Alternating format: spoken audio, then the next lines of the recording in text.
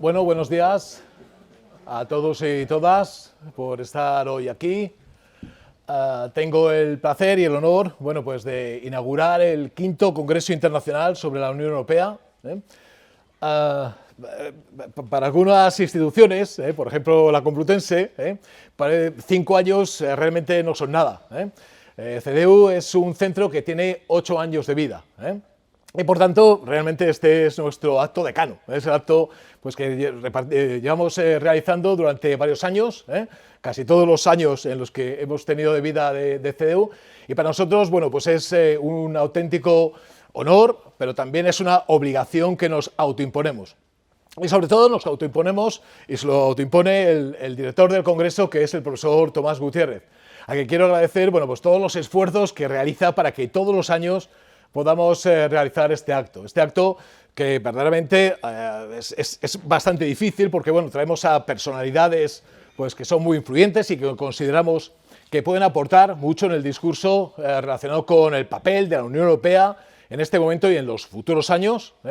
Y por tanto, bueno, pues hace un esfuerzo terrible, pues eso, como digo, para intentar compaginar agendas de personalidades que creo que pueden aportar muchísimo a este discurso y que pueden aportar muchísimo a nuestros alumnos y alumnas. En este sentido, bueno, pues todos los años intentamos traer, por ejemplo, a una personalidad que está en la primera línea del frente, que es un eurodiputado. Es tremendamente complicado.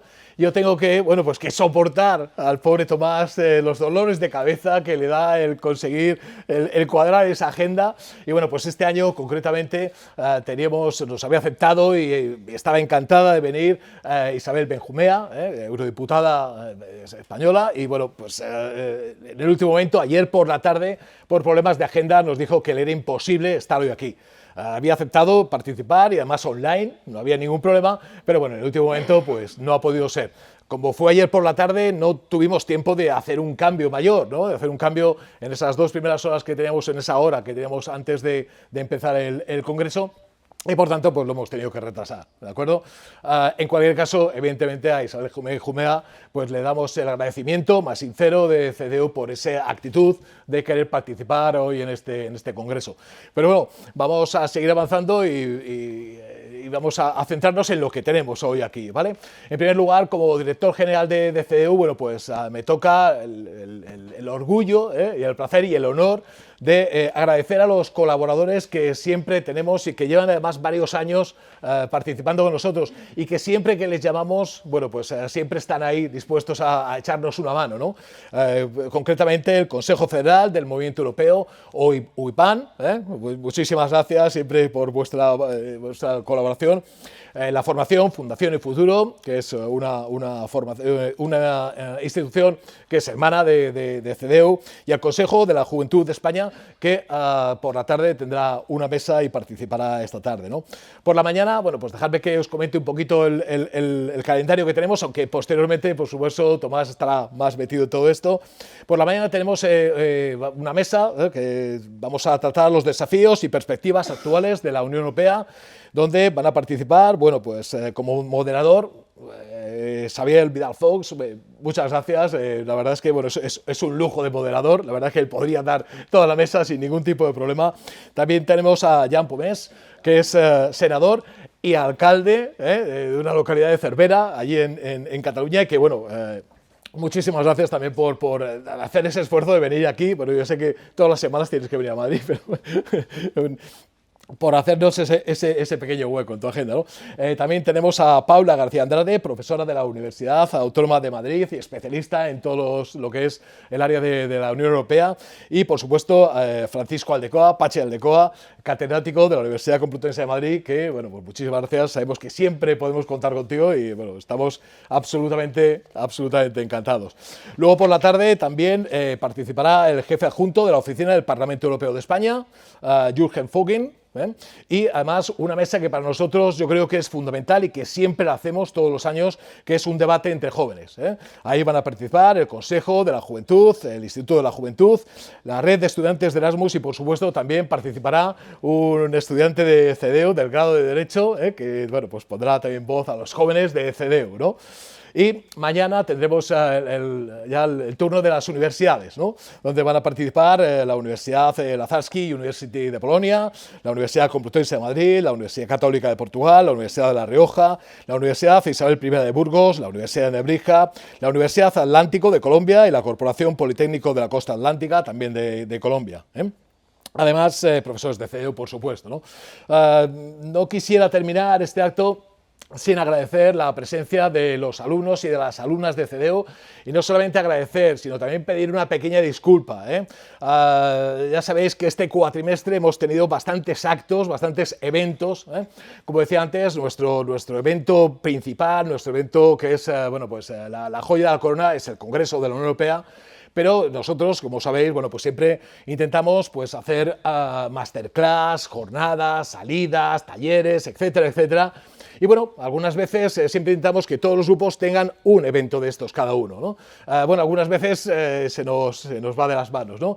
Y, por ejemplo, bueno, pues este año habéis tenido a una ponente de Derecho del Trabajo, luego también de hace una semana tuvisteis a varias magistradas, ayer hubo un acto que yo creo que fue fantástico sobre inteligencia artificial aplicada al derecho. Bueno, nos gusta que no haya tantos actos en el mismo cuatrimestre, pero bueno, cuando nos ofrecen eso, para nosotros y para vosotros es una oportunidad fantástica, ¿no? Entonces, en ese sentido, pues claro, no puedes decir que no, ¿eh?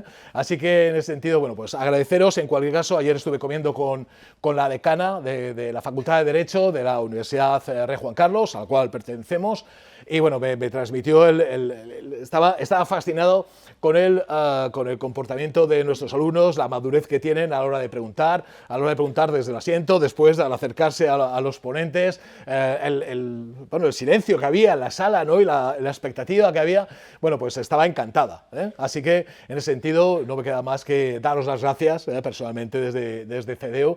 Y bueno, nada más, simplemente espero que el acto de hoy, el Congreso, el quinto Congreso de la Unión Europea, sea para todos y para todas, bueno, pues muy productivo y lo mejor posible, ¿vale?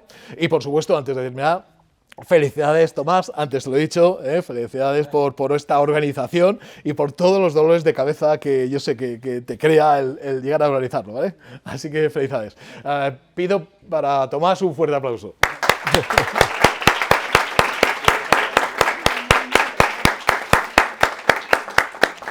Y ahora vamos a pasar a la primera mesa. Bueno, por mi parte, agradecer Voy a empezar aunque no es habitual, voy a empezar por los alumnos. Gracias a todos vosotros por el recibimiento que hemos tenido, lleno absoluto, hay gente que se ha quedado fuera. Sabíais que para nosotros era un congreso importante y por lo tanto muchísimas gracias por la reacción tan positiva.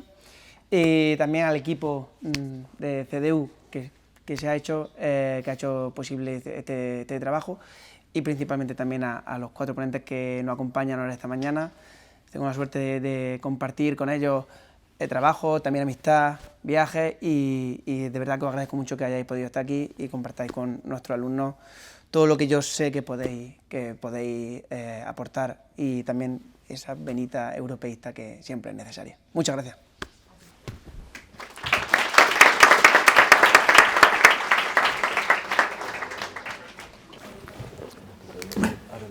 Un alumno que se ha quedado fuera, que mesa.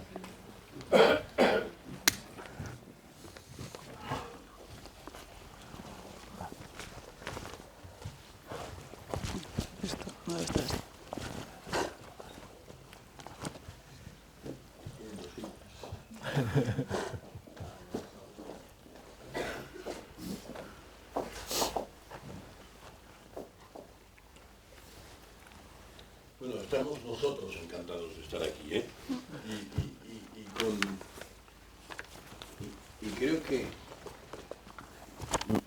realidad me encantaría estar en vuestra posición, porque con profesores como Tomás Gutiérrez creo que vais muy bien encaminados, tenéis mucha suerte. Y creo que hoy también, porque tenéis 3 voces aquí muy potentes para saber dónde estamos, en qué punto de la Unión Europea estamos, en qué momento, qué ha pasado estos 4 últimos años. No vamos a hablar de balance de la legislatura, pero ¿qué ha pasado? ¿Qué ha pasado importante? Porque esta legislatura, estos años han sido particularmente importantes. Y cuáles son los problemas que vienen. Y al final haremos un poquito de remate cómo se presentan estas elecciones del 9 de junio al Europarlamento. Bueno, han pasado muchas cosas, pero ha pasado sobre todo que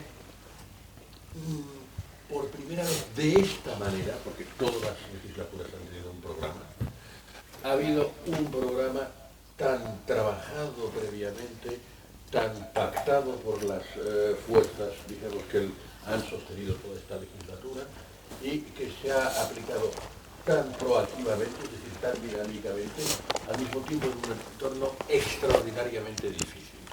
Un entorno extraordinariamente difícil que basta con decir tres cosas. La pandemia, que estuvimos paralizados más de un año, nuestras economías, nuestra vida social, la vida política europea continuó por pantalla, pero continuó. La crisis pospandémica, la recesión pospandémica, que fue corta, pero potente, y enseguida la guerra, la inflación, las guerras, es decir, un escenario completamente nuevo. Es decir, esto estáis viviendo en directo, estáis palpando todos los días cuando leéis los periódicos, cuando seguís una discusión de actualidad, etc. Algo que no había sucedido de esta manera más que en momentos muy complicados. El momento de la fundación. Ha habido algunos otros momentos estelares también, por difíciles y por productivos, ¿no? Entonces, a veces es un poco difícil hacerse las ideas claras de lo que está pasando. Es como aquel personaje de Stendhal, que es el propio Stendhal, en una de sus novelas, creo que es La Cartuja de Parma, que está en la batalla de Waterloo, pero está solo viendo las patas de los caballos, ¿no? Y estaba presente, pero es muy difícil enterarse de cómo iban todas las fuerzas cuando estás dentro de la batalla. Estamos en una gran batalla, a veces por desgracia, también en el sentido propio de la palabra. Bien, tenemos la suerte de tener a estos panelistas que ya nos ha presentado el profesor Tomás Gutiérrez, y intentaremos hacer una primera ronda de balance, ¿no? Es decir, eso que decimos, los desafíos que hemos tenido y por dónde van. Me gustaría empezar por el senador más joven de la Cámara Alta Española, que es Jean Pomés, preguntándole sobre todo sobre los aspectos, sobre algunos de los aspectos económicos, particularmente el juego que ha habido de las reglas fiscales. ¿Os acordáis del Pacto de Estabilidad? Bueno, es una cosa un poco técnica, pero él nos explica. Y el programa Next Generation como respuesta a una crisis en el sentido de que había que levantar la economía porque tenía un shock tremendo, ¿no? Entonces, y algunos aspectos también económico-tecnológicos de futuro, ¿eh? El programa digital, una cosa que es incipiente, pero es el programa espacial. Es decir, todo esto y en relación un poco con el ciudadano. Y estamos involucrando suficientemente al ciudadano o no en todas estas cuestiones. Jan, por favor. Pues muchas gracias a todos. En primer lugar quiero agradecer al director, sobre todo también al profesor Tomás Gutiérrez por la invitación y también al propio centro para darnos voz. Es muy importante que todos los estudiantes de Derecho también tengáis esta perspectiva europea, porque al final el tema de Derecho tendrá un tamiz europeo y que también a nivel europeo es el promotor del 70% de la legislación española viene dada o viene, digamos, marcada por el Parlamento Europeo, o sea que todo el tema de Derecho es muy importante, la perspectiva europea. Y entrando a la temática que el moderador nos pregunta, esta legislatura ha sido muy importante a nivel europeo. Ya empezamos con el elemento más federalizador de todos, que fue Trump, que ahora está en la nube a ver si es que va a volver o no va a volver, y veremos qué consecuencias una reelección del presidente Trump en noviembre podría proporcionarnos a la Unión Europea cara ya a la próxima legislatura, al nuevo ciclo político que tendremos. Después también tenemos la pandemia, tenemos muchos elementos que parecen poco, pero que distorsionaron mucho lo que es el ciclo político y que aguantaron las instituciones mucho más a veces que lo que se esperaba en un principio.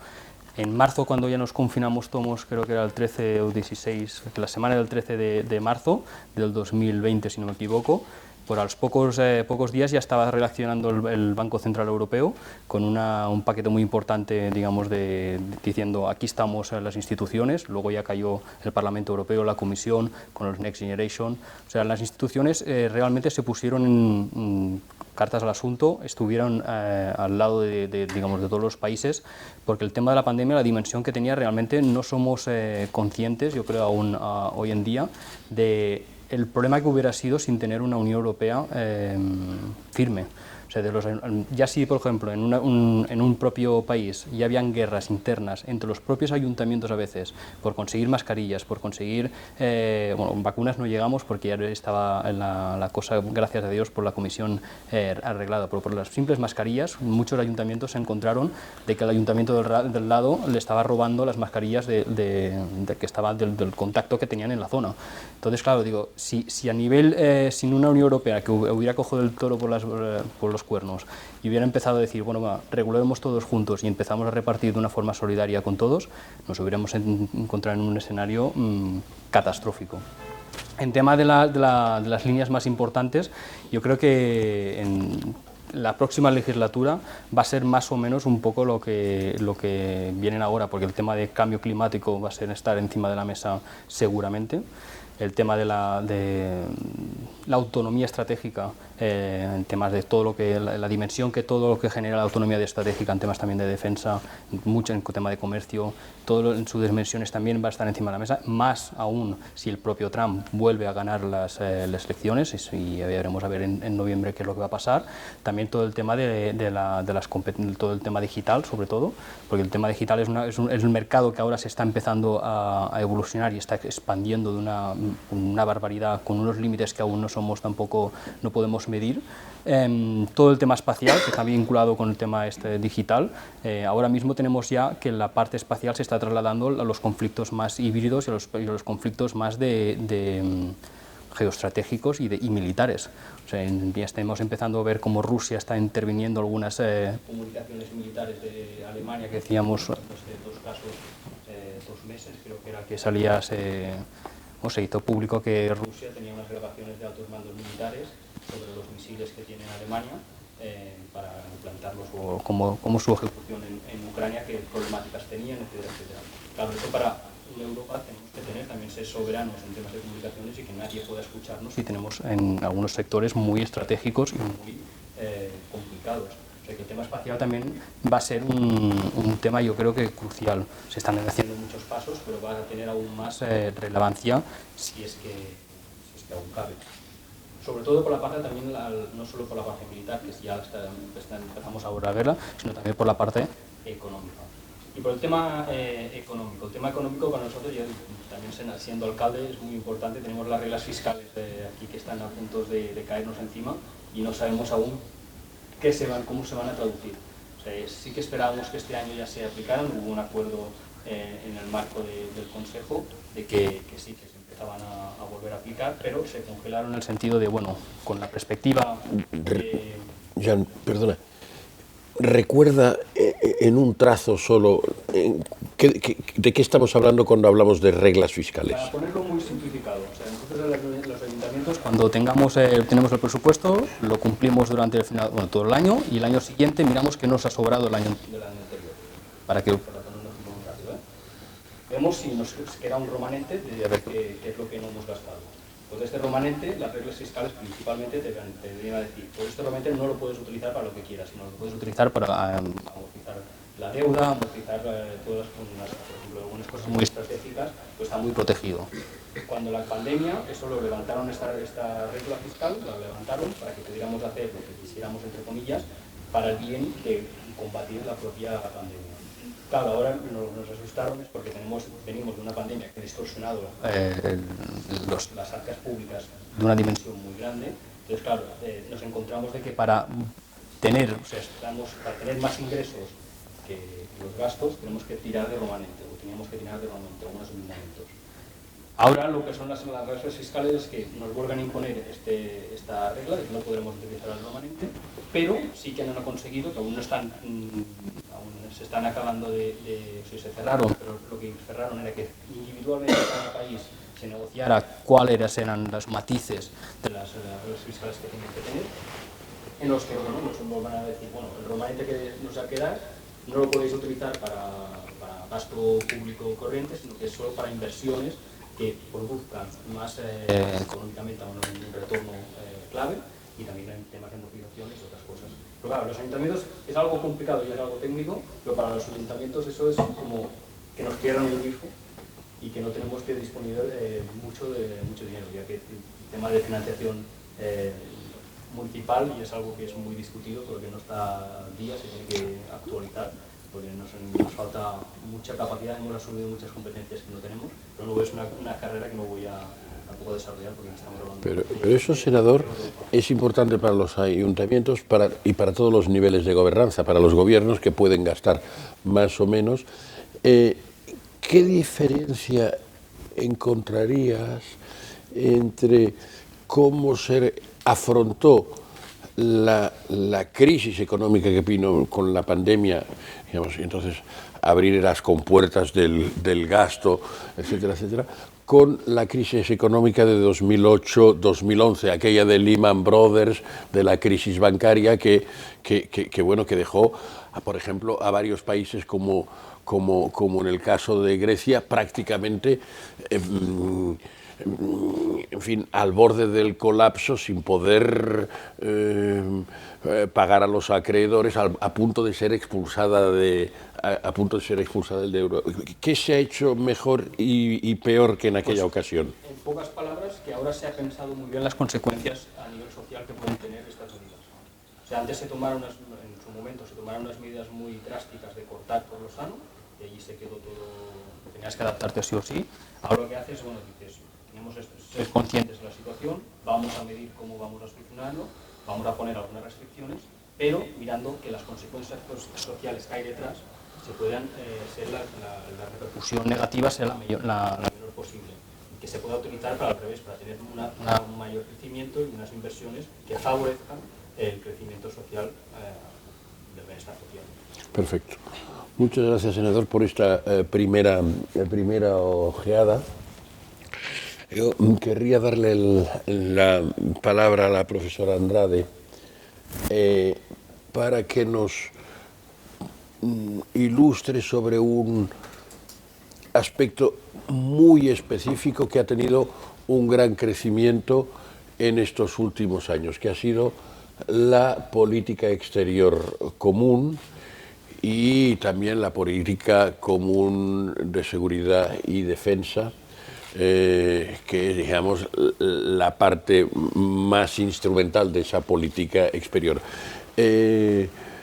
Hemos tenido un crecimiento de esa política como nunca, hemos tenido nuevos instrumentos para esto, va Europa en el camino de hacerse con una voz, si no única, más armonizada delante del mundo. Va a ser, ya que la Unión Europea es un invento estupendo, porque digamos, ha conseguido, viniendo del desastre de la Segunda Guerra Mundial, ha conseguido, digamos, construir un estado del bienestar, ha conseguido encaramarse al crecimiento económico, es la primera potencia económica como tal, como el conjunto de los 27, la primera potencia comercial y económica del mundo, es la primera potencia en ayuda humanitaria, es la primera potencia normativa en la cantidad de tratados comerciales. Es decir, es un invento muy importante que a veces no le damos la importancia que tiene, y cuando digo no le damos, quiero decir todos los periodistas también, ¿no? Entonces, una pata de este invento, que era sobre todo un invento originariamente económico, que era una pata muy pequeñita, es quizá, y por eso celebro que esté aquí la señora Andrade, una pata que se ha desarrollado mucho en estos años ha sido la política exterior y la política exterior común y la política de seguridad. Por favor. Muchas gracias. A ver, bueno, es un honor estar aquí y quería, antes de nada, agradecer la bienvenida, la acogida y, por supuesto, la invitación al profesor Tomás Gutiérrez, que me complace haber podido aceptar y que estoy encantada de poder compartir, bueno, mis reflexiones sobre las cuestiones, sobre estos desafíos, ¿no?, de la legislatura del Parlamento Europeo que ahora termina, y los retos o las reformas que necesita la Unión en la legislatura que ahora se inicia. Y respondiendo a la pregunta del moderador, en relación con la política exterior y de seguridad común, en la que me gustaría centrar esa reflexión, yo creo que, sin duda, en ese balance de estos últimos años, está claro que a efectos de la acción exterior de la Unión Europea y en particular de esta política en concreto, de la PESC, la guerra en Ucrania, esto es la invasión de Rusia en Ucrania y el conflicto bélico que hoy sigue en curso, ha sido, pues, la crisis mayor, diría, a la que se ha enfrentado la Unión en estas últimas décadas, y que es verdad que es triste y desafortunadamente sí ha sido un detonante para avances importantes. Quiero decir, es triste, pues porque es triste que tengamos tenga que sufrir una población una guerra de ese calibre para que avance la política exterior y seguridad común, pero veámoslo desde la perspectiva optimista, ¿no?, que la Unión Europea ha sabido ahí crecer en una política que quizás era la política menos integrada. Como saben, y como mencionaba el moderador, cuando se inicia ese proceso de integración fundado o centrado fundamentalmente en lo económico, la política exterior de seguridad, porque no toda la acción exterior de la Unión Europea comienza desde los inicios, ¿no?, la acción más económica, ese potencial de la Unión en términos comerciales, por ejemplo, se da desde los inicios del proceso de integración, pero la política exterior y de seguridad común, que pretende hacer frente a las amenazas a la seguridad internacional, a la paz en el mundo, pues no es la política más fuerte de la Unión Europea, digamos que es la más débil. Sabrán que esa política no es hasta el Tratado de Maastricht en el 92 en que se inicia, y con una política puramente intergubernamental, frente a todas las demás políticas. No estaba mal tampoco. Pues frente a las demás políticas integradas. Entonces, una política que es cierto que ha sido objeto de reformas en los años 90, a principios de los 2000, pero que, digamos, seguía manteniendo esos rasgos intergubernamentales que la diferenciaban de las demás políticas europeas, ¿no? Saben que, pues, aquí no contamos en la política exterior y de seguridad común, pues la Comisión no tiene ese rol de ser el motor de la integración, no tiene la iniciativa como sí tienen las restantes políticas, no encontramos un verdadero poder colegislativo de Consejo y Parlamento, sino que es el Consejo el que decide sin intervención del Parlamento, por tanto la única política sin legitimidad democrática hasta el momento en la Unión Europea, unas decisiones que se toman mayoritariamente por unanimidad y en que la mayoría cualificada, que todos entendemos cuanto más decidamos por mayoría cualificada, más integración encontramos, porque supone que el Estado miembro renuncia a que su interés particular se vea defendido y, por tanto, acepta cumplir una norma con la que no estaba de acuerdo en su adopción y aún así debe hacerla cumplir, y ese es el camino de la integración, en eso consiste, ¿no? Participar en una organización de integración. Y sin embargo, en la PESC pues nos movemos fundamentalmente con unanimidad y por tanto con el poder de veto que cada Estado conserva. Una política además en que el Tribunal de Justicia de la Unión Europea tiene unas competencias bastante limitadas, pues sí tiene algunos poderes, luego podremos hablar sobre ellos, pero es verdad que no puede pues controlar la legalidad de todas las actuaciones de la Unión en este ámbito, o no puede sancionar a un Estado porque incumpla un acto de la PESC. Entonces, es cierto que, digamos, hay quien sostiene que en estos últimos años lo que ha hecho, el detonante que ha provocado el conflicto en Ucrania, de alguna manera se inserta en un proceso de reforma. Es decir, la PESC no empieza a avanzar simplemente, o sea, no empieza a avanzar únicamente el 24 de febrero de 2022, sino con carácter previo. Pero es cierto que, a la vista de los acontecimientos, podríamos decir que la PESC ha avanzado más en estos últimos 2 años que lo ha hecho desde probablemente la entrada en vigor del Tratado de Lisboa en diciembre de 2009, que es la última reforma integral de los tratados que ha vivido la Unión. Entonces, ¿en qué ha avanzado? Pues desde... es que las aportaciones o los avances que vivimos en la PESC en estos últimos años son muy numerosos.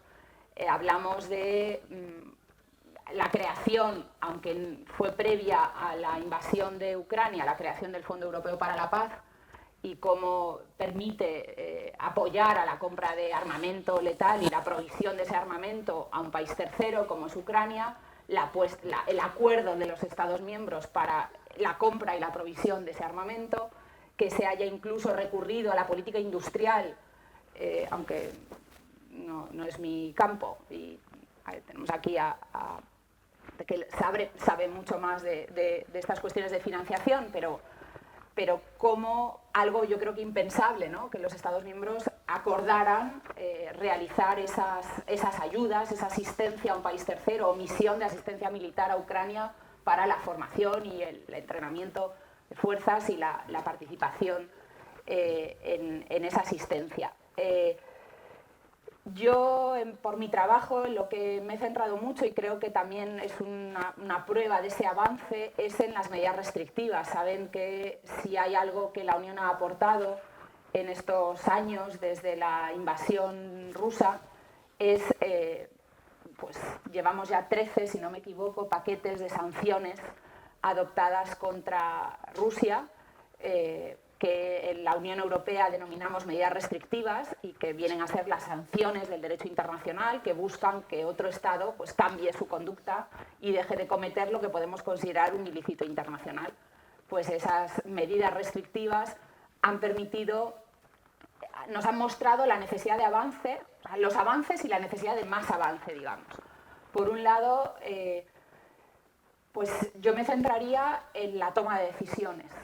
Es verdad que hay otras mejoras que se han producido. Por ejemplo, pienso en que a partir de, precisamente en noviembre de 2022, se decide que estas medidas restrictivas, la violación de estas medidas restrictivas, saben que por medidas restrictivas nos referimos pues, a congelación de fondos, de activos financieros, de cuentas bancarias de todas aquellas personas vinculadas al régimen, al Kremlin, y que puedan tener alguna implicación en la guerra de agresión, las restricciones a su libertad de movimientos, a su entrada dentro de la Unión y todas las restricciones comerciales, energéticas, que todos conocemos que han venido adoptando la Unión en estos años.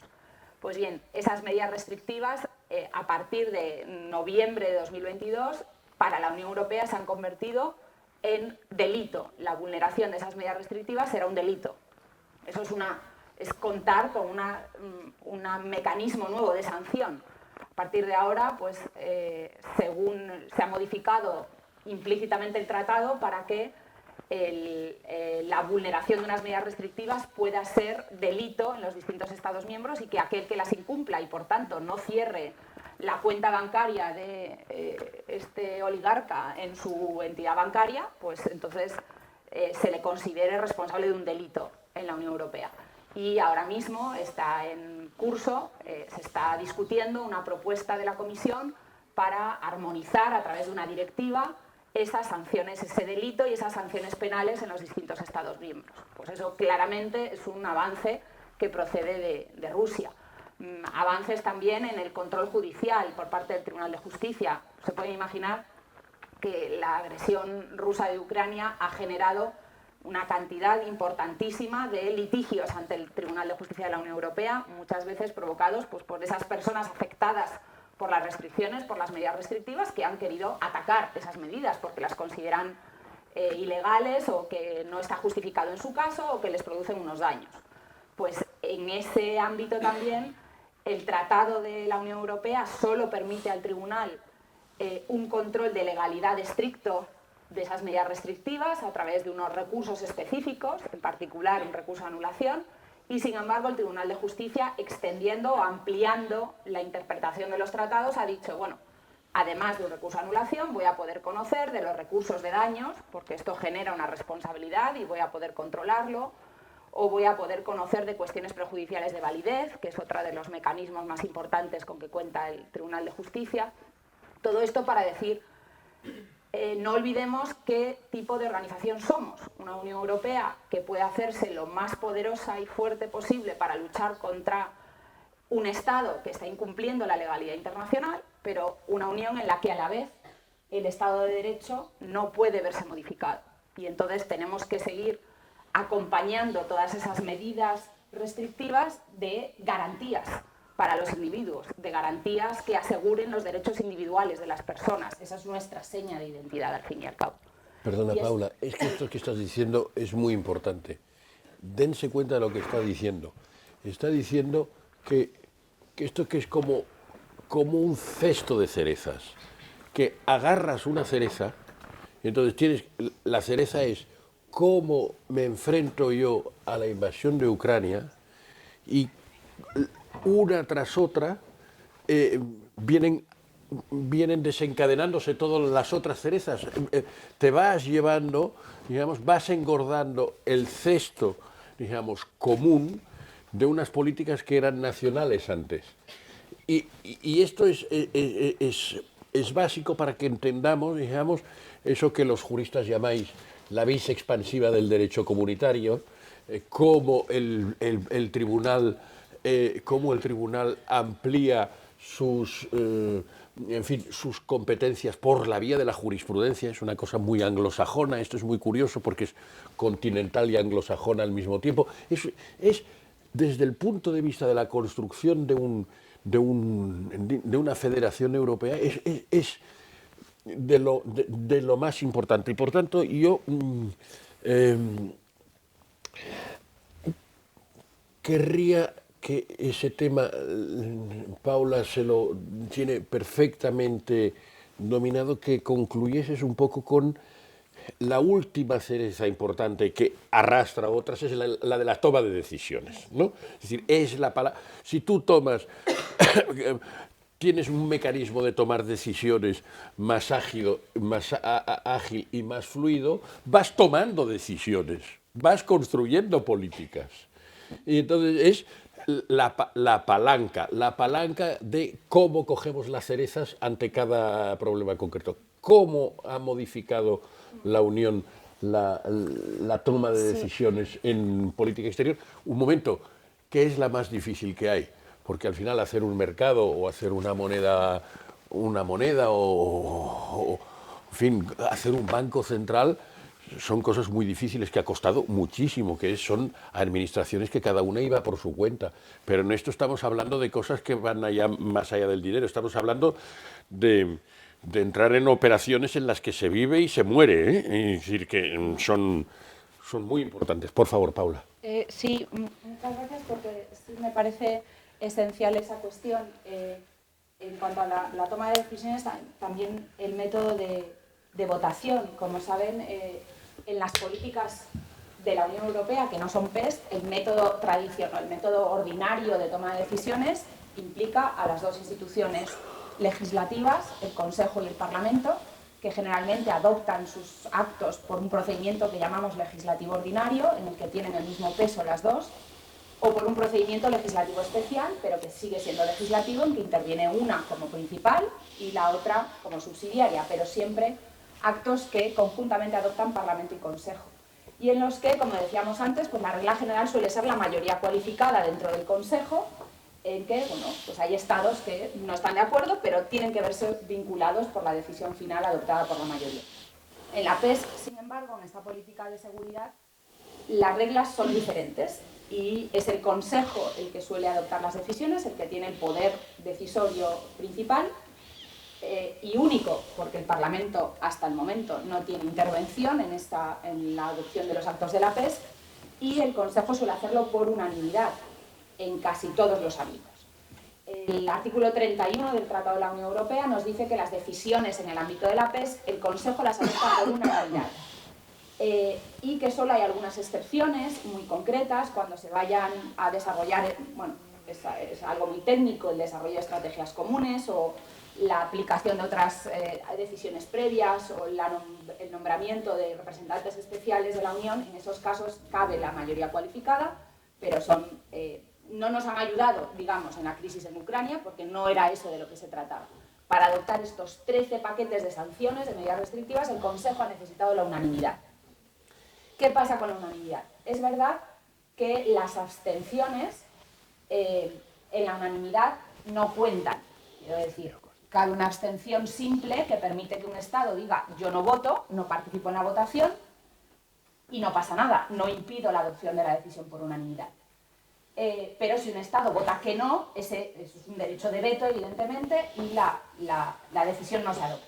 En la adopción de estas medidas restrictivas pues ha habido muchos intentos de bloqueo de muchos Estados miembros que o han jugado con ello o han presionado pues porque no estaban de acuerdo y amenazaban con ese derecho de voto o al menos retrasaban la adopción de las decisiones. Es verdad también que con carácter general, y eso es lo que nos ha enseñado la crisis de Ucrania, es que estos 13 paquetes de sanciones se han adoptado con bastante agilidad, por lo que es de los pocos hechos, la agresión rusa de Ucrania, que ha concitado el consenso, digamos, de los Estados miembros en la adopción de esas normas. También es verdad que en la adopción de estas medidas restrictivas se puede aplicar lo que se conoce como la abstención constructiva. La abstención constructiva, como sabrán, implica que un Estado miembro puede abstenerse en la toma de la decisión, pero además de abstenerse, no vincularse por la decisión. Presentar una declaración alegando que esto es muy importante para su política nacional y que entonces no se puede vincular por la decisión. Las abstenciones constructivas, hasta la guerra de Ucrania, no se había utilizado, si no me equivoco, más que en una ocasión.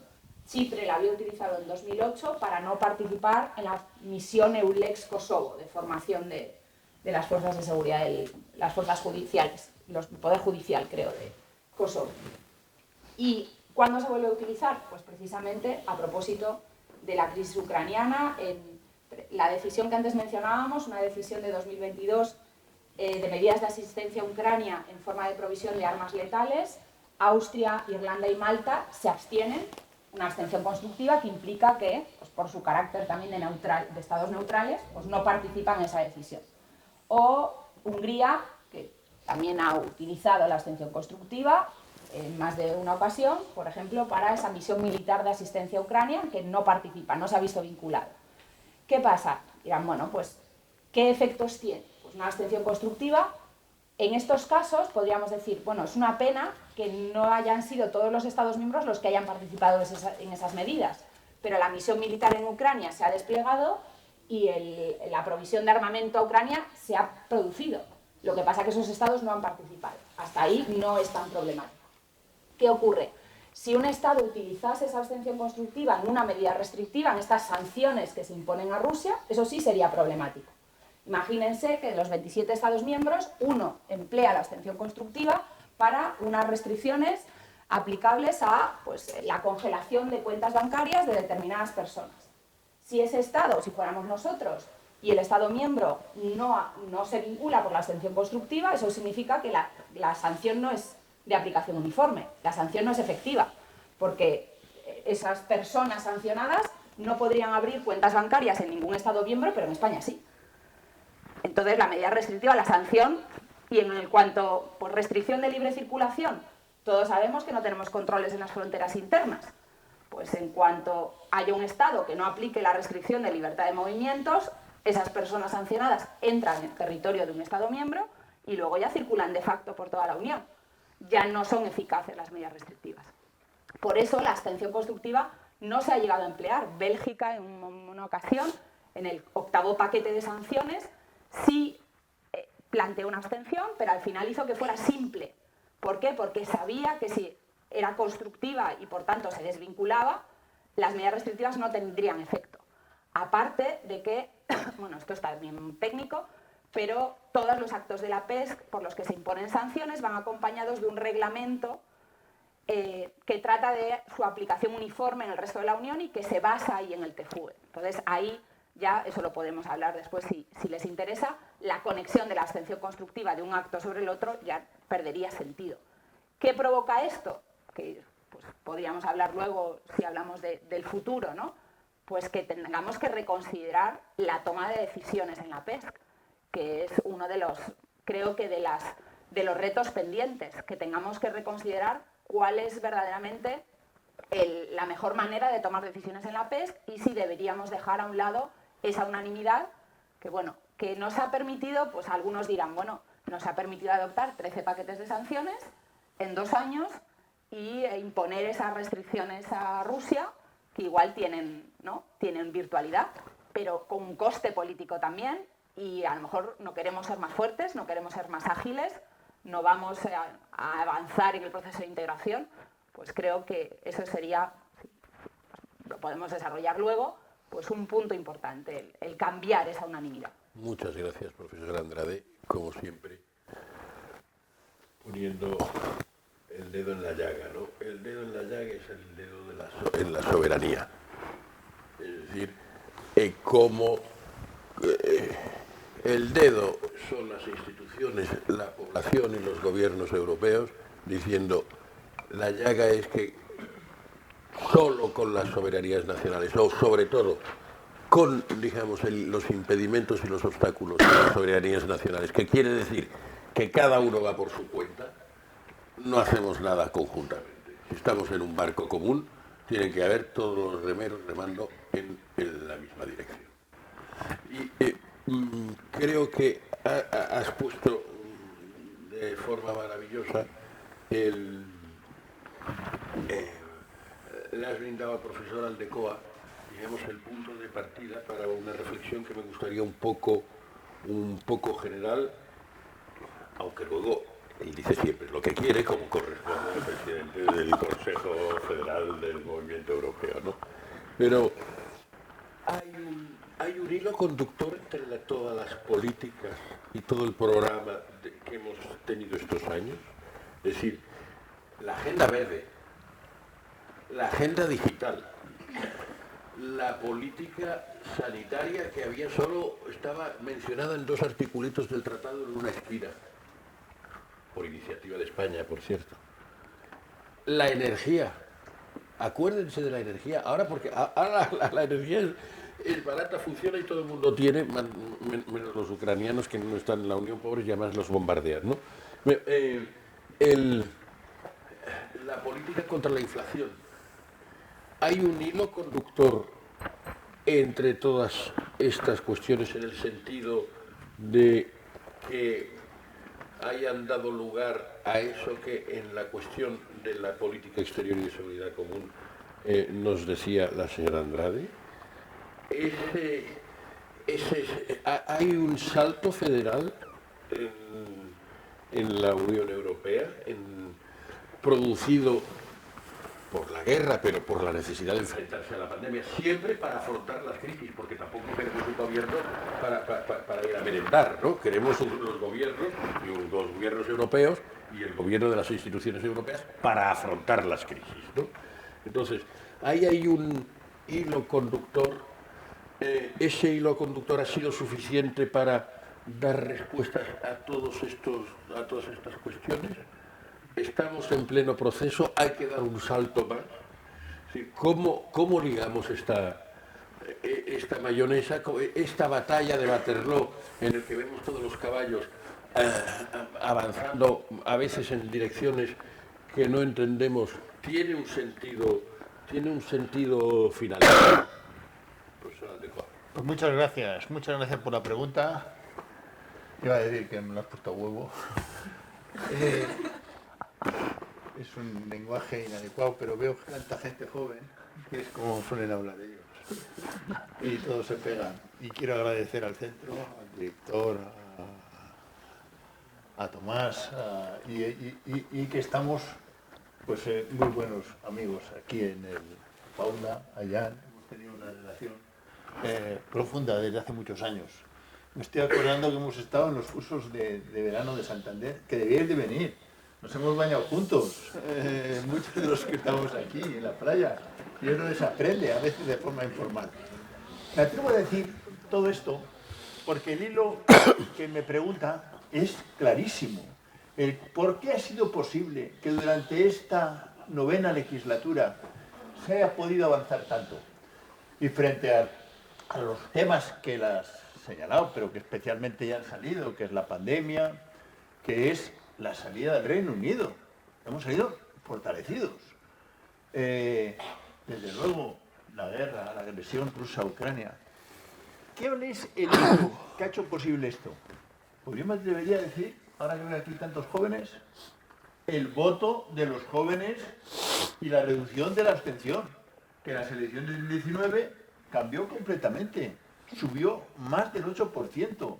Venían reduciéndose la participación en las elecciones desde la 4ª o 5ª legislatura hasta la 9ª y cambió bruscamente. En ese sentido, la primera cuestión, y sobre todo lo que hay que decir es que cambió porque los jóvenes votaron de forma mayoritaria en las elecciones.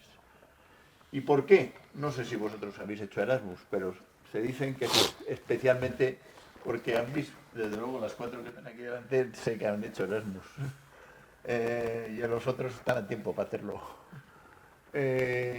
Porque la conciencia Erasmus ha hecho que la gente vote. Y esa es la primera cuestión. ¿Cuál es el hilo conductor? A mi gusto es clarísimo. El que ha habido una legitimidad, un refuerzo de la legitimidad de origen, que es que la gente ha votado más. En la media, pues no es muy alta, pero si sacamos los países del este, que no votan en general, más que el 35%, y al Reino Unido, que se planteó las elecciones 15 días antes y por lo tanto no les dio tiempo, porque era cuando se iban, votaron solo el 35%, los demás prácticamente votaron lo mismo que lo que hubieran votado en elecciones nacionales. Lo cual ya vemos ahí un cambio cualitativo tremendo. ¿Eso qué es lo que ha hecho? Lo mismo quieres decir en la misma cantidad, no políticamente, me haces muy bien en corregir. Que tenían el mismo nivel de participación. ¿Y eso qué consecuencia tiene? Pues una fundamental, que en las próximas todavía... En España han salido una serie de encuestas que no son del todo correctas, que están diciendo que va a haber un giro hacia la derecha muy fuerte. Eso no está demostrado por ningún lado. Están haciendo, esas encuestas salen de suma de elecciones nacionales. Es como si la suma de elecciones de las comunidades autónomas nos da el resultado de lo que van a ser la suma. Es decir, también creo que los partidos políticos están forzando para que la gente vaya a votar. Están forzando el que ve, pero yo no creo que es para tanto. Al revés, y sobre todo la única encuesta que hay, la del Parlamento Europeo, dice que la abstención se va a reducir en otro 12%. Es decir, precisamente por el papel de los jóvenes. Por lo tanto, hay que plantear esto en cuestiones positivas. ¿Y cuál es el balance que se ha producido? Pues como bien se ha dicho aquí, ha habido una legitimidad de origen que ha permitido que haya una presidenta de la Comisión, Ursula von der Leyen, que fue elegida por el más del 60% de la Cámara, el 70% de los presentes, y su comisión. Es decir, tuvo un respaldo como no tiene ningún gobierno, a lo mejor hay alguno, pero creo que no, en los Estados miembros. Es decir, una fuerza tremenda. Y eso le ha permitido tomar decisiones de una enorme importancia, empujada por un Parlamento Europeo que le ha votado con el 60 y 70%. Todas las decisiones importantes, desde la negociación de la salida del Reino Unido, que fue casi una goleada la que se consiguió cuando creíamos que nos iban a engañar. Resulta que al final fue una goleada la que se hizo en la negociación. Tuvieron que aceptar prácticamente todo lo que se les ponía, porque había una unión entre los Estados y una mayoría en el Parlamento, una mayoría enorme, del 60 al 70%. Ningún país ha tenido esa capacidad que lo que ha tenido esta novena legislatura, donde tres grandes fuerzas políticas, empezando por el Partido Popular, Partido Socialista, liberales e incluso los verdes, que no estaban previstos y que parece que ahora le van a apoyar formalmente, han hecho que tenga esa capacidad el Parlamento y sobre todo que la Comisión se sienta respaldada para hacer propuestas audaces en casi todos los temas. El principal, se ha dicho de pasada, el Fondo de Recuperación, que son, que se dice pronto, son 750.000 millones.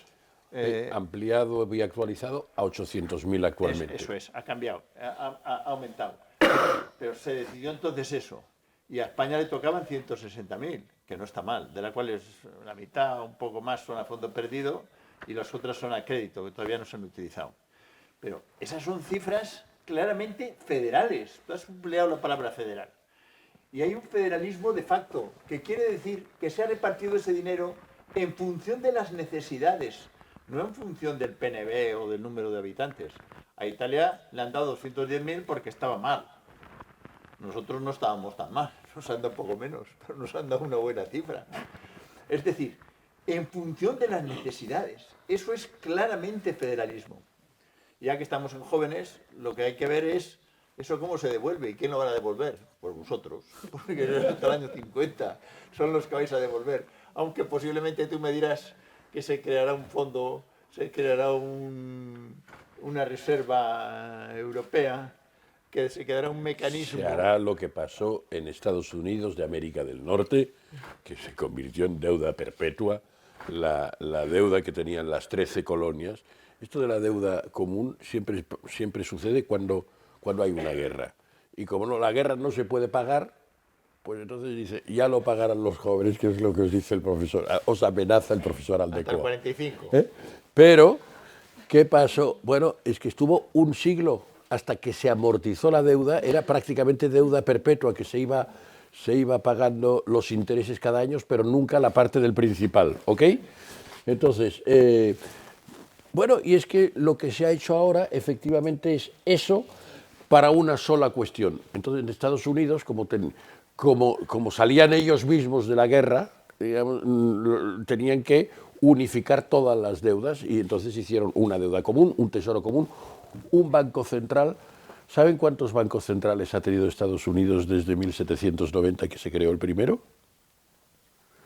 3. Los 2 primeros fracasaron y el tercero funcionó desde 1913. O sea que lentos ellos tanto como los europeos. Quiero decir que el tema este del endeudamiento es aquello de decir, ¿por qué es importante? Por lo que decíamos antes, yo no respondo solo de mí mismo, sino que la deuda es mutualizada. ¿Qué quiere decir, profesor? Eso es, que se paga a escote. Que al final cada país no se responsabiliza de lo suyo, sino la Unión Europea en su conjunto.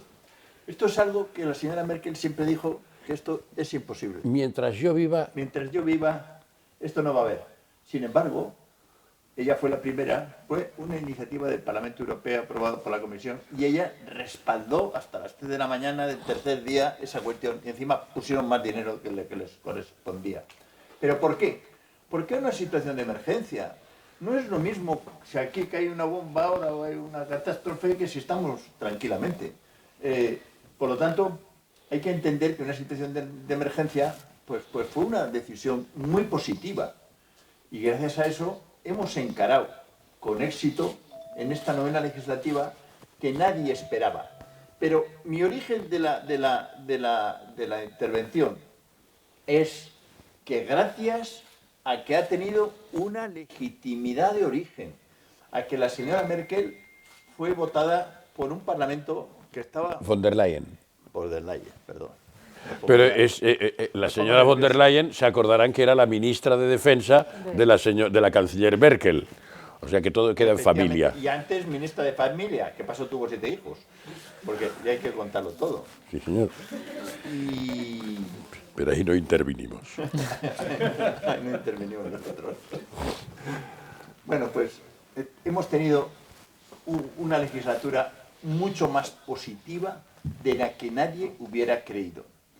Y por estas dos razones, legitimidad de origen, legitimidad de ejercicio. Es decir, que el Parlamento Europeo ha apoyado estas medidas audaces, gracias a esos 3 grandes grupos políticos, incluso el cuarto a veces. Solamente ha quedado fuera la extrema derecha, porque incluso la izquierda unitaria a veces también ha votado en gran parte de estas propuestas. Estamos en la búsqueda de las cerezas. Esta sesión es una sesión casi agrícola, porque estamos buscando la cereza que va sacando la otra. Ahora ponía usted el ejemplo del Fondo de Recuperación Next Generation. Dice, bueno, lo pagaréis vosotros. Un momento. Lo pagaréis vosotros y entre todos, y los que vengan después, si vamos bien. Porque aquí hay una cereza que se llama, digamos, primero se busca el dinero, se dispone de él y luego hay que, ¿cómo se paga? En el cómo se paga está la cereza. Háblenos de la decisión de recursos propios y cómo cuando toca el bolsillo, dijéramos, es importante, cómo se financia esta cuestión, los 4 impuestos, etcétera. Digamos, cómo también aquí el mecanismo de la palanca de cereza tras cereza funciona. Hay que cambiar el sistema de recursos propios, pero lo que sí se puede decir es que ya el presupuesto de la Unión Europea en un año prácticamente se ha duplicado. Quiere decir que cuando estaba el Reino Unido dentro se estaba discutiendo si el presupuesto de la Unión estaba en el 0,90, 0,95. Ahora que se han salido, hemos conseguido que esté en torno al 2%. Eso es un cambio total. No hay una institución, este centro, la Universidad Complutense, no cambia el presupuesto de un año para otro al doble. Ni nuestras familias. Eso no cambia a nadie. Eso se ha producido en Europa y no nos lo han contado. Yo no sé qué hacen algunos periodistas. Pero es que los recursos propios, fíjense que también han inventado, y ha habido unas primeras decisiones que todavía son insuficientes, pero por ejemplo, ustedes saben que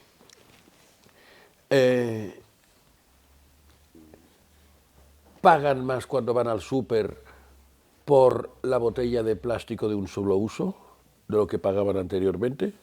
Bueno, es muy fácil porque casi todo pagamos más por culpa de la inflación. Pero en el caso de las botellas de plástico, fíjense cómo, digamos, se han engarzado 2 cerezas distintas, que son, uno, la necesidad de ir pagando los intereses de esa cantidad en que que ha puesto el presupuesto de la Comisión y que ha entregado a los estados, como en el caso de España, y la necesidad también de hacer una política verde, es decir, tomar medidas contra el cambio climático. Esta especie de relación entre las políticas, que unas se condicionen con otras, una sea condición de la otra y la otra se complemente, ¿esto es nuevo, profesor? Pues yo creo que sí, pero todo siempre tiene sus antecedentes. Yo creo que es una de las grandes innovaciones que se han planteado ahora. Y, por ejemplo, que se haya llegado a un pacto verde en el cual gran parte del pacto lo financia la Unión Europea a través de esos fondos, pues es un paso muy decisivo. Y sobre todo un paso muy decisivo que va a seguir adelante. Yo estuve ayer en un debate que venían a decir que no va a seguir. ¿Dónde lo habéis sacado? Los 4 grandes partidos políticos, yo igual sí sé dónde lo han sacado, de un sector de la prensa española que está contando que hemos ido demasiado lejos en el Pacto Verde y que por lo tanto a lo mejor incluso no hay que votar a la señora, pero que ya me está saliendo del tema. Sí, pero esto lo dijéramos para la culminación, pero te ha salido bien, porque al fin y al cabo, otra cosa muy importante es que de un tiempo a esta parte, y él lo viene a decir, ha habido una interrelación cada vez más grande entre la política nacional y la política europea, incluso la política municipal. Entonces, hace unos años, cuando yo era un joven periodista, recién licenciado en Derecho, que me empecé a dedicarme a las cuestiones europeas, de la Unión Europea sabíamos aquello de la Unión Aduanera. ¡Qué pesadez, la Unión Aduanera! Pero entonces había una cosa que se llamaban aduanas. Ustedes van a Francia, por ejemplo, por esto no necesitan pasar por ninguna aduana, que estén los gendarmes y la Guardia Civil. No, todo esto ya está Schengen, ya está. Todo esto ha cambiado mucho desde que yo tenía su edad, que era estupendo también, pero era un desastre todo lo que había. Entonces, luego se fueron habiendo algunas otras políticas. Por ejemplo, era muy importante y era una gran noticia cuando una cosa tan nimia como cuando se otorgaban las banderas azules a las playas de los países europeos. Y todo el mundo, por esta cosa de decir, yo quiero estar, no solo los españoles que veníamos de una historia negra, sino otros que venían de una historias grises, querían que sus playas estuvieran mejor. ¿Por qué? Porque el danés quería que la gente fuese a sus playas. Ahora están más calentitas, pero entonces era terrible. Entonces, todo el mundo, es decir, hay una especie de conjura por la cual, digamos, al final las voluntades de los estados, de los municipios, esta competencia, digamos, que al mismo tiempo estimula, Jacques Delors decía esto, siempre la competencia que estimula el crecimiento, hace que todo el mundo se apunte a ser el más guapo, porque para concursos de feos ya estamos, dijéramos, es decir, a mejorar, eso que llaman los de economía el benchmarking y todas estas cuestiones, ¿no? Entonces, el profesor ha puesto un poco el punto en la última, antes de darle las palabras a ustedes, me gustaría que cada uno de los ponentes nos ilustrase un poco su visión sobre estas próximas elecciones europeas. Es decir, hasta ahora, fundamentalmente, el planteamiento de la cuestión es el siguiente. Fundamentalmente, había 2 fuerzas políticas en el origen de la comunidad, o 2 fuerzas y media, los liberales. Bueno, los liberales eran más pequeñitos, pero eran matones, en el buen sentido de la palabra. Estaban los madrigal, estaban los holandeses, bueno, pero eran los demócratas cristianos, ahora se llaman PP, y los socialdemócratas, y los liberales. Los liberales en más pequeñito, pero que siempre le daba, era un poco como la pimienta que le daba gusto al guiso. Entonces, luego esto se ha ampliado y prácticamente ha pasado a tener 4 patas, como decía el profesor Alcapón, los verdes, que incorporan todos los comunistas que se fueron entrando un poco en el reformismo y no en el antisistema, por así decirlo, ¿no? Entonces, sobre esto se ha construido, ¿no? Y ha sido espectacular como se ha construido, el 60-70% decías de las decisiones parlamentarias, ¿no? Y sobre todo de las decisiones. Pero ha habido algunos chirridos. Jan, ¿es que ha habido algunos chirridos? Por ejemplo, la Ley de Defensa de la Naturaleza. ¿Qué ocurrió ahí? Expliquémoslo un poco a esta juventud.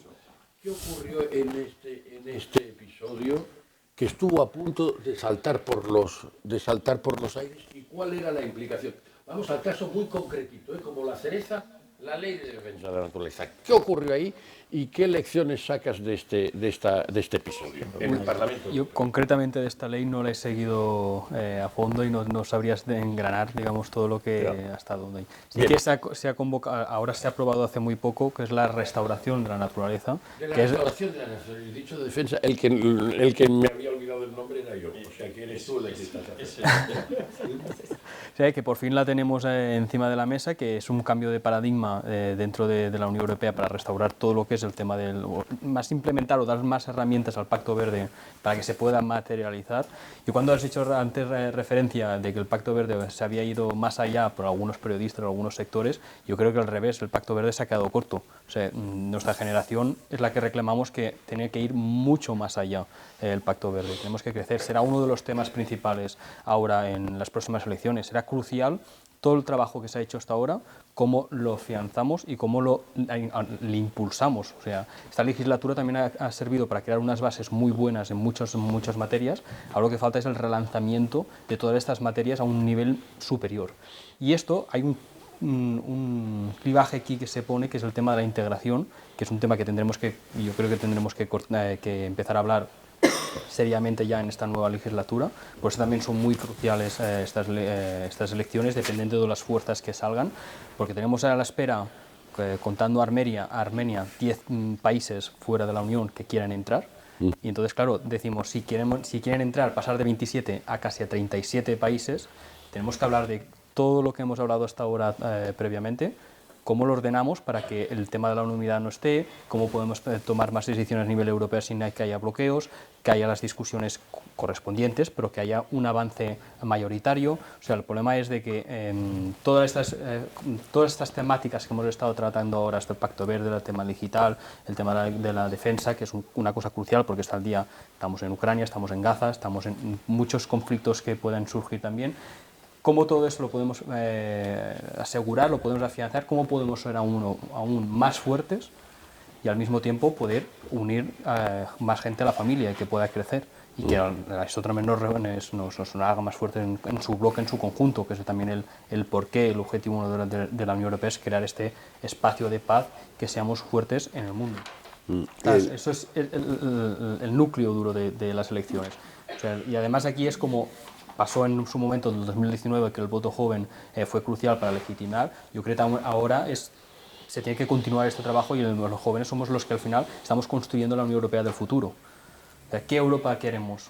Entonces, si queremos una Europa más verde, tenemos que implicarnos políticamente para que la Unión Europea realmente trabaje para nosotros, porque si no lo que se crea es una desvinculación una brecha muy importante entre las nuevas generaciones y la Unión Europea, que lo que tiene que ver, tenemos que ser conscientes de la nueva generación que es más una herramienta de apoyo y una herramienta que nos puede servir positivamente para nosotros que en otras cosas, porque nadie nos va sino a ayudar en tema de encontrar una emancipación digna a una edad correcta, aceptable, o que los trabajos sean dignos también en temas de regulación laboral con unos salarios correctos, o que también el tema de la naturaleza no es lo mismo votar a unas personas o tener unas opciones que se miren porque las calles se vuelven más verdes, tengamos más, que el cambio climático se luche, a otras que piensan en otras cosas que no se equiparan a nuestras necesidades o nuestras preferencias como generación. Y por eso es muy clave estas generaciones, porque se juntan muchas cosas, el tema de la integración, el afianzar todo el trabajo que he hecho hasta ahora y el relanzamiento de todo lo mismo, y al mismo tiempo como unir y ver que la Unión Europea es nuestra casa y que también tenemos que contribuir a construirla desde nuestro punto de vista, porque las generaciones que nos han precedido lo han hecho desde sus características, que en cada edad o en cada generación ha habido sus problemas o ha habido sus cosas que les han marcado, pero ahora nosotros tenemos nuestras propias hitos que tenemos que también contribuir y hacer valer dentro de la construcción europea. Perfecto. Creo que el contexto está perfectamente se puede entender perfectamente lo que explica el senador Pomés. Hurgando un poco más en la cuestión que planteaba, la planteaba sobre todo porque el profesor Aldeco ha dicho algo muy importante, la legitimidad y el apoyo parlamentario, digamos, importante de esta mayoría de los, sobre todo de los dos grandes, pero de los cuatro partidos, digamos, europeístas, por así decirlo. Luego en cada país a lo mejor uno es más, otro es menos, etc., pero globalmente europeístas. Esto es una cosa que ha funcionado muy sólidamente, porque si no hay columnas, el templo se viene abajo. Entonces son un templo con 4 columnas. Pero hay una columna de estas que tiene un interrogante, que es la siguiente. No hay una columna de estas. La interrogante es si, digamos, los que ponen en cuestión el europeísmo, que son fundamentalmente los grupos más extremos del populismo, del populismo por el lado de la derecha, porque el populismo por el lado de la izquierda ha ido quedando subsumido en el mundo verde, etc. Si estos, algunos se han ido adaptando algo y otros han hecho la guerra en contra de estas decisiones. Y un caso concreto fue la ley de defensa de la... ¿Cómo era? Restauración de la naturaleza. Entonces, la ley de en fin, que pone unos baremos de que en tantos años hay que tener tanto territorio protegido, etc. No me la sé de memoria. Veo esto. Entonces ahí hubo un intento de que estos grupos, dijéramos, antisistema europeo, por la parte del populismo derechista, porque el otro ya hemos dicho que ha capotado bastante después de toda la historia de Grecia, etc., hicieron la guerra a esta propuesta de la Comisión, a esta nueva norma. Y encontraron algún eco, por suerte, digamos, ese eco ha quedado bastante apagado, por lo menos para esa ley, y lo cierto es que recientemente se ha aprobado, y esa ley de defensa de la naturaleza, que era uno de los elementos del Pacto Verde, ha sido aprobado. Entonces, algunos dicen que estas próximas elecciones pueden dar una situación de riesgo en el sentido de que ese templo con las 4 columnas falle y, digamos, estas 4 columnas no sumen, no mantengan una mayoría y, digamos, todo el invento se estropee, se erosione, se resquebraje, se fisure, o, en fin, funcione al ralentí o de pasos atrás. Uno, en el Pacto Verde, está muy claro, a veces con la excusa, dijéramos, de la defensa de la agricultura. Pero claro, si no se hace el Pacto Verde, dentro de 20 años no habrá agricultura que se defienda, no habrá ningún agricultor, o sea que, porque está todo lleno de pesticidas. En el campo, Paula, de la política exterior, ¿cómo se ve este juego? Porque al final, en el campo verde, el primer reto que hemos tenido preelectoral ha sido esa ley y ha quedado desvanecidos los temores a que el aparato europeísta cuatripartito funcionase. En el campo de la política exterior y de defensa, cada uno es de su padre y de su madre en estos grupos, dijéramos, del antisistema europeo. Hay más matices, hay algunos que son más propensos al, digo Paula como digo Pachi, quiero decir, a quien le apetezca. Hay algunos que... hay matices entre la señora Meloni y el señor Orbán, para decirlo de una forma muy clara. Hay... ¿Hay una amenaza seria sobre esto? Si quieres lo digo. Mi impresión es la siguiente. Lo primero que hay que decir es que Polonia ha cambiado completamente su gobierno, que a veces se nos olvida. Sin embargo, Orbán sigue a la contra. Y Meloni está navegando. Tiene un ministro de Asuntos Exteriores... Polonia lo han seguido, ¿verdad? El caso de Polonia, ¿no? Sí, es importantísimo. O sea que gobernaba un partido del antisistema europeo y ahora gobierna... Es presidente del PP, pero de los buenos, además, porque en el PP hay distintas tendencias. Como en todas las familias. De los más profederalismo europeo, ha habido una reunión que tampoco con la prensa nuestra le ha dado mucho peso, que estaba Tusk, estaba el canciller alemán y estaba el presidente francés, y donde se han plantado frente a Ucrania con rotundidad, que representaban en definitiva otra vez a las tres fuerzas políticas, democristianos, socialistas y liberales. ¿Cómo veo yo esta situación de cara al futuro?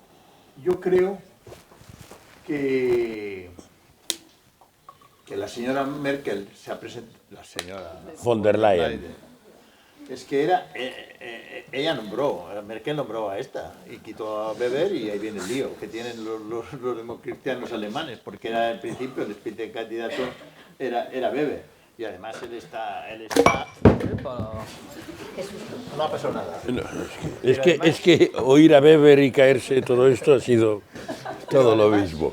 Además, él está intentando fomentar una alianza en contra de la candidata del Partido Popular Europeo, que es von der Leyen, buscando un acercamiento con los grupos de extrema derecha. ¿Qué es lo que ha pasado? En la reunión que tuvieron en Italia para elegirle a ella salió un poco tocada. La democracia cristiana solo le votó, o el Partido Popular, el 50%. Y entre ellos, aunque era un voto secreto, se sabe que votaron en contra los españoles y los alemanes. Es decir, los que tenían que estar más cercanos a ella. Luego, hay una cierta dificultad. Los analistas no creemos que vaya eso a cuajar y que consigan hacer otra mayoría sin contar con las otras fuerzas políticas. Porque está claro que aunque dentro del Partido Popular ella no ha tenido el apoyo que se esperaba, a pesar de que ha sido un éxito, o sea, el Partido Popular ha tenido un éxito tremendo gracias a que ha tenido una líder de primera. Y resulta que el propio partido ahora tiene dudas. Sin embargo, socialistas, liberales y verdes, que no estaban con ella, ahora le empujan. Es decir, que aunque flaqueen algunos del Partido Popular, mi perspectiva es que ella va a tener un apoyo muy grande.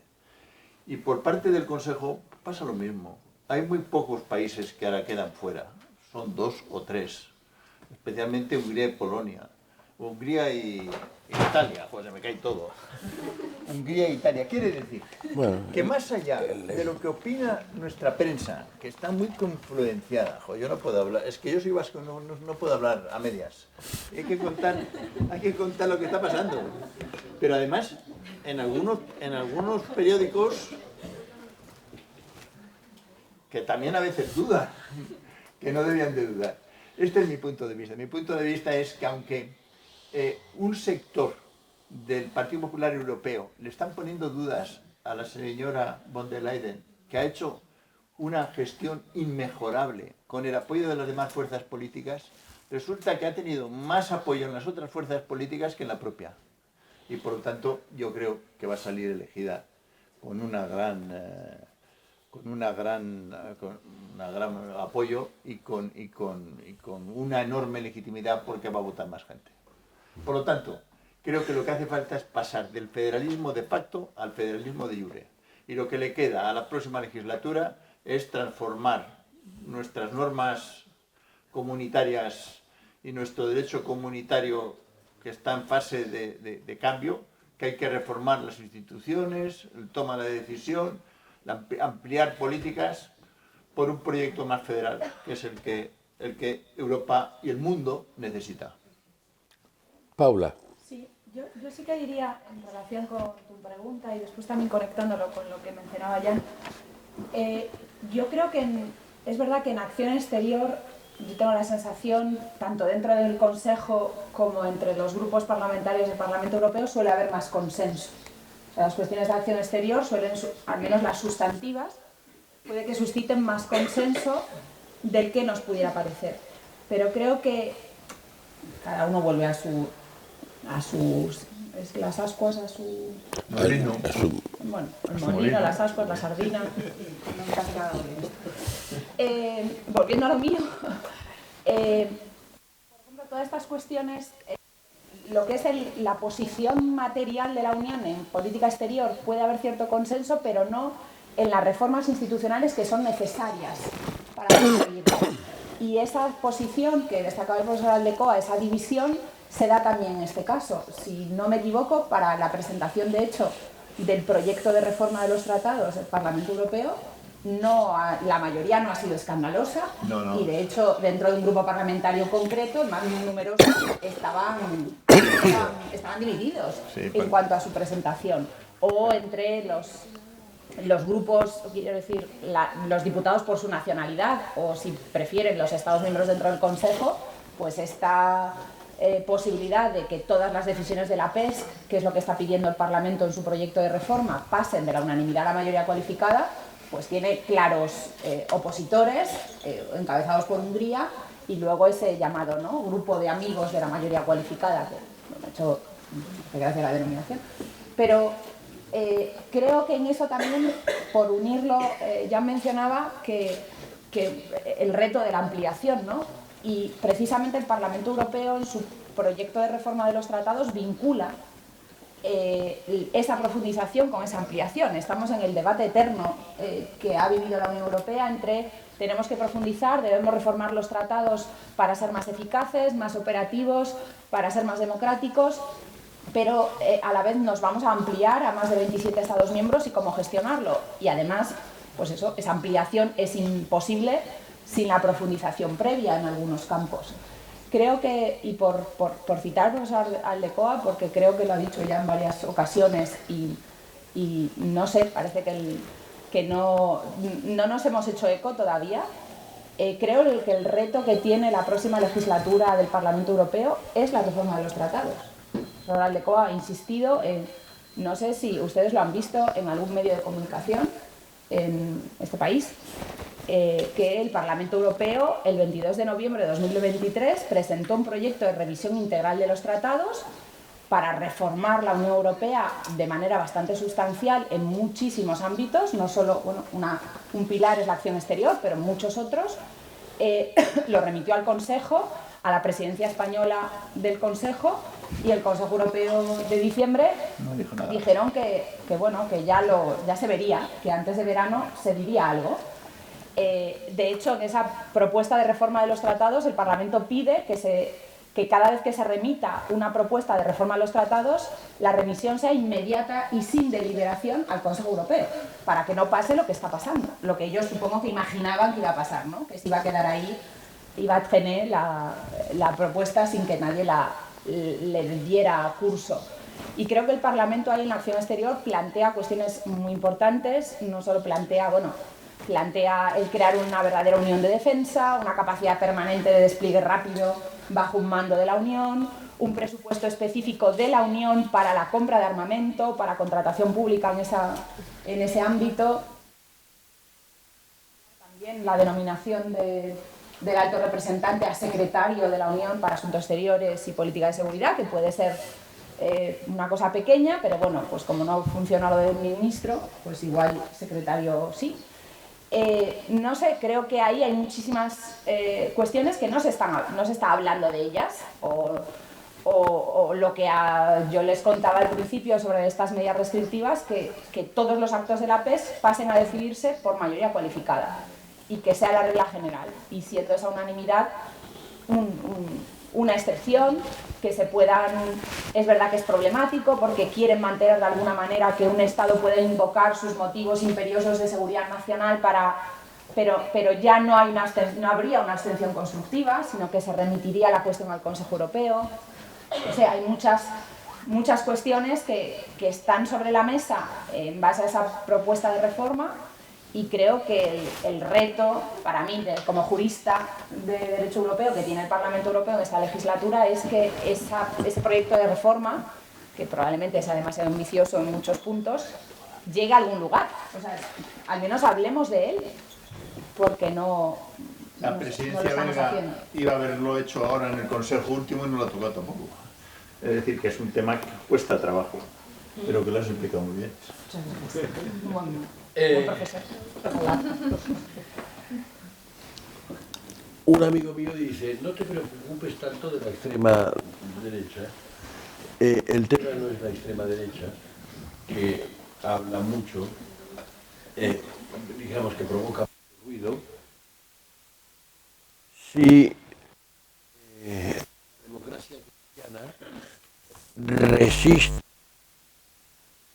todo partido más conservadores, más arriesgados, más de esto, ¿no? Y la democracia cristiana resiste los cantos de sirena. Los cantos de sirena era aquello de Ulises, ¿no? Pero ahora no sé si se estudia la Odisea en donde hay que estudiarla, pero que estaba encadenado Ulises y dijeron, sobre todo, no te muevas y tal cuando haya cantos de sirena y mantén el rumbo de esto. Bueno, mantén el rumbo. Esto es lo que nos decía la Odisea. Entonces, el problema político de estas elecciones, según este amigo mío, no es tanto que vayan a tener muchos votos los antisistema europeo, el populismo extremo antieuropeo, sino que esto pueda contagiar a algunos sectores, los más conservadores del Partido Popular. Y que incluso luego, aunque aumentarán un poco estos grupos extremistas, que están divididos en esto y no votan, casi nunca votan igual en el Parlamento Europeo. Es decir, que el problema es grave y por tanto hay que afrontarlo, pero que en principio no sería dramático, y alguna de las últimas encuestas, la de Ipsos, la del Parlamento, etcétera, etcétera, dicen que sí, que la mayoría de los 4 pilares del templo de la última legislatura sí podrá mantenerse. Vamos a verlo, también depende de lo que hagamos todos y si vamos a votar o no, y si votamos de forma europeísta o no votamos de forma europeísta. Tienen ustedes la palabra. Aquello en lo que tengan una duda o aquello en lo que estén en desacuerdo, por favor, levanten la mano y yo les doy la palabra. Pero no todos a la vez. Y pueden estar de acuerdo. También puede estar de acuerdo, pero También los que estén de acuerdo, ¿no?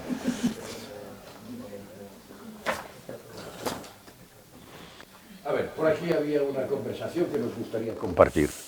Sí, porque estabas haciendo algún comentario, entonces adelante. Vale. Venga. Si te puedes levantar y decir tu nombre, que tus colegas te conocen, pero nosotros no. A ver, yo sinceramente he dicho que la pregunta la voy a hacer luego de tú a ti. Es que a ver, ¿cómo lo formulo yo ahora? Sobre lo de la unanimidad a la hora de votar sobre cualquier asunto, una reforma de algún tratado o cualquier tipo de cosa, pues siempre surge mucha discrepancia entre los estados porque principalmente buscan su beneficio propio. Entonces, ¿cómo se podría cambiar? ¿Se cambiaría el método de voto para poder lograr que estas mejoras se implementaran de una manera más eficaz? O no sé, porque sentimiento patriótico sí que es verdad que los europeos nos sentimos europeos, los que pertenecemos a la Unión Europea, pero no, así como una metáfora, deberíamos considerar a Europa como nuestro propio país y cada país al que pertenecemos es como nuestra comunidad autónoma, pero siempre como anteponer lo que es el país en global, para así poder hacer que Europa avance. Entonces, ¿qué métodos sería el más efectivo y el que se debería implementar para que las decisiones no se hagan por unanimidad, porque en la mayoría de los casos nunca cuajan, porque no están de acuerdo entre muchos estados entre ellos? Por favor, Paula.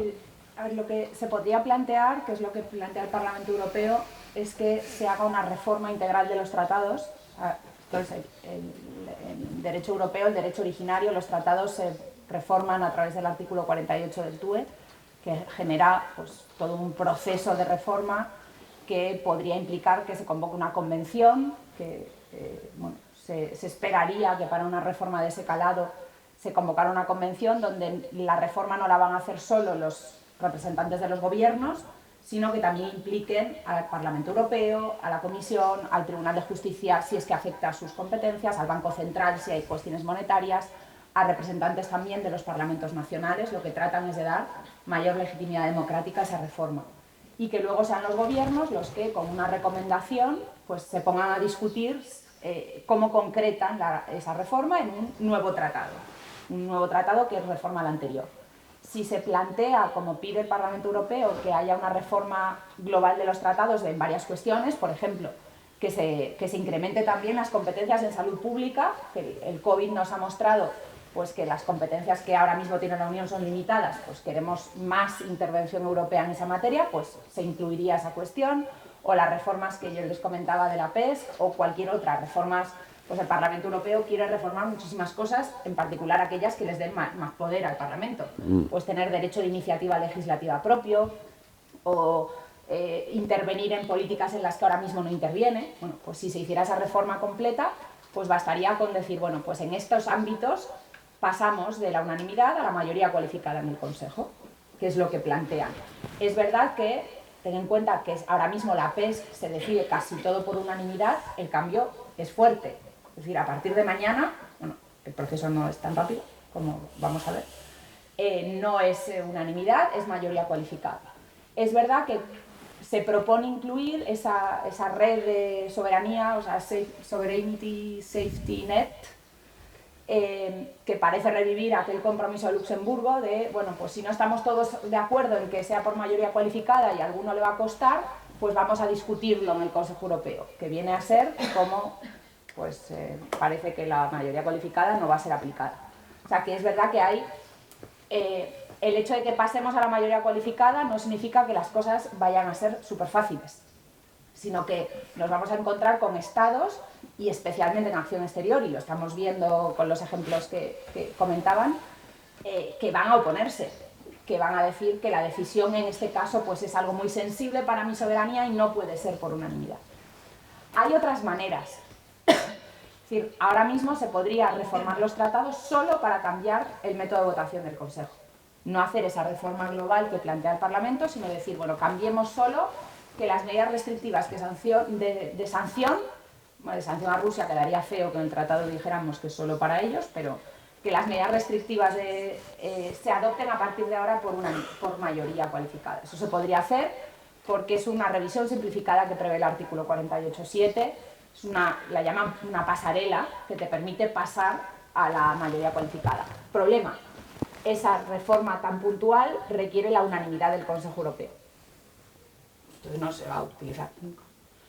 Porque de ahí la crítica, no es operativa una cláusula pasarela que exige la unanimidad para cambiar el método de la unanimidad, porque salvo que haya un consenso que en este caso no existiría. Entonces, pues fórmulas, y hay una pasarela propia dentro de la PESC para hacer lo propio, o sea que hay fórmulas, pero todas requieren de la unanimidad. Pues porque para cambiar nuestras normas constitucionales nos hemos dicho que teníamos que estar todos de acuerdo, que también tiene sentido. Muchas gracias, Paula. Había otra pregunta por aquí. A ver. Esta chica de las gafas. Sí, tú, la que sonríes. Sí. ¿No quiere preguntar? Pero ¿tienes alguna opinión, dijéramos, sobre esto? ¿Discrepante o entusiasta de todo lo que se ha dicho?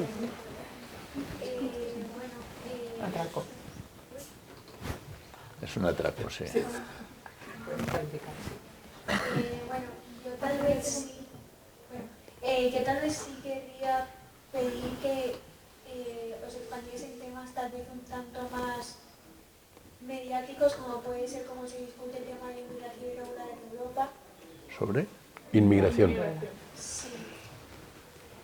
O también la posibilidad que se ha discutido bastante el tema de la inmigración y cómo está afectando o ha afectado a raíz de la pandemia y demás. Vale. No lo he entendido. ¿Va para mí? ¿Va para el moderador esto? Debe ser, pero la última palabra no te he entendido yo. Sí, sobre la inflación. ¿Sobre la inflación? Sí. ¿Eh? Sobre la inmigración. Vamos a ver. Sobre la inmigración hay que ser listos y no hay que ser tontos. Es muy importante ser listos. Casi todo. Pero en este particularmente. Porque como es un tema muy sensible, que digamos, las personas nos suele causar cosquillas, incomodidad, etcétera, enfrentarnos a las cosas nuevas y a la gente nueva y a la gente de culturas diferentes, etcétera, etcétera. Digamos, hay gente que aprovecha, digamos, este miedo al otro, digamos, para hacer su propio caldo de, en fin, su pesca de pescador torticero. Y entonces suelen hacer una táctica que está pasando en todos los países europeos, también pasó con Trump, de imputar a los inmigrantes todas las desgracias que en este mundo han sido. Por ejemplo, en mi tierra, en Cataluña, hay una gran manía de que los de un partido concreto, los de Junts y el aparato municipal de Junts, que es un partido, digamos, extraordinariamente conservador en estas cuestiones, dice que hay un exceso de reincidencia de los inmigrantes en la repetición de los delitos. Y esto que puede ser así en algún caso, como puede haber que en un momento determinado en un ambulatorio, en un CAP, puede haber, dijéramos, mayor presencia proporcional, etcétera, etcétera, eso puede ser un asunto a resolver con gobernanza, es decir, si se necesitan más médicos en este CAP, háganse, pónganse, y si se necesita más seguridad en este barrio, pues póngase. Son asuntos que tienen que ver con el movimiento de la sociedad. Pero hay algo fundamental, por eso he querido responderte yo, porque he escrito varias veces sobre esta cuestión, que es la perspectiva económica. Es decir, ya no la perspectiva solidaria, humanista, benéfica, a veces buenista que tenemos. No, no, no. La economía europea no puede funcionar sin inmigración. En 20 años necesitamos entre 50 y 60, según los cálculos, 50 y 60 millones de nuevos trabajadores y trabajadoras. No los producimos porque nuestro grado de fertilidad y de fecundidad y de nuestro grado de multiplicarnos los aborígenes de la cosa no es suficiente. Y como esto no se puede mandar por decreto y además se juntan el hambre con las ganas de comer, es decir, que mucha gente quiere venir aquí, esto es un beneficio extraordinario para Europa. Es decir, es su única solución. La inmigración no es el problema, por más que a veces tengamos, sensaciones de incomodidad, o tenga alguna gente sensaciones de incomodidad, porque dice, vienen unos y se llevan todos los beneficios y que han hecho. Hacen una cosa fundamental los inmigrantes. Ustedes saben algo de economía. En toda decisión económica hay una cosa fundamental, que es la relación cost-benefit. Es decir, cuánto cuesta una cosa y qué beneficios nos produce. Y la relación cost-benefit, la relación cost-benefit en el caso de la inmigración es extraordinaria. Todos los estudios que se han hecho, ya no hablo de España, que se estudia poco, pero en Alemania de la fundación, voy contigo, todos han dicho que esta relación, entre otras cosas porque son la gente que llega, la gente más valiente, la gente más arriesgada, la gente más preparada, la gente más culta, muchas mujeres, etcétera, etcétera.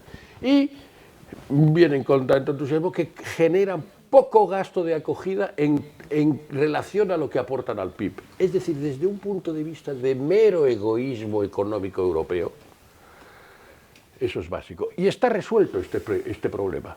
La presidencia europea, la presidencia española de turno del Consejo,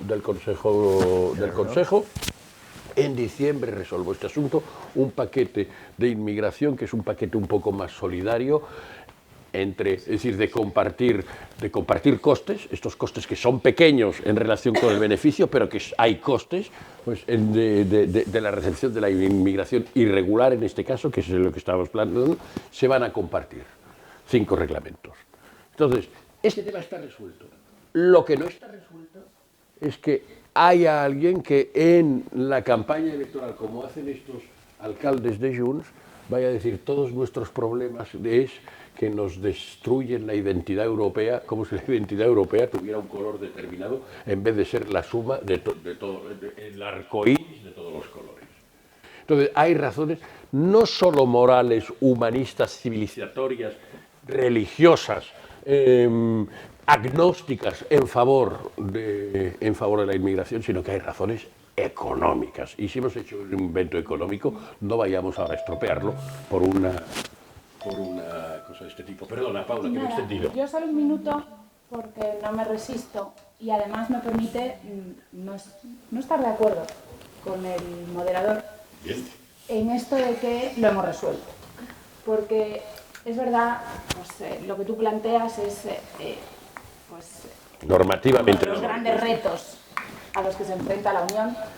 Y es cierto que a lo mejor te suena el Pacto Europeo de Migración y Asilo, que lo propuso la Comisión en septiembre de 2020, y sí, el éxito que se lleva la presidencia española del Consejo es que en diciembre del 23, pues 3 años después, lo da por, digamos, adoptado, que es un programa político y que conlleva un paquete legislativo que mencionaba el moderador, que parece que hay luz verde a la adopción de esos reglamentos, pues tanto, sobre todo en el paquete de asilo, que al final los flujos que recibimos son flujos mixtos, sobre todo en nuestro país, y llegan los migrantes irregulares con los solicitantes de asilo. Y ahí a mí me genera preocupación porque creo que lo vamos a dejar ahí ya, las normas que se van a adoptar próximamente en esa materia no son lo suficientemente garantistas. Puede que generen solidaridad, puede que de alguna manera intenten que los estados repartan las cargas, pero no me parecen suficientemente garantistas para los derechos de las personas. Y si lo unimos con los retos de la legislatura y la próxima composición del Parlamento Europeo nos lleva a inclinarnos un poco más al lado derecho, pues esas garantías evidentemente se reducen. La ponente está en desacuerdo con el moderador, pero el moderador está de acuerdo con la ponente.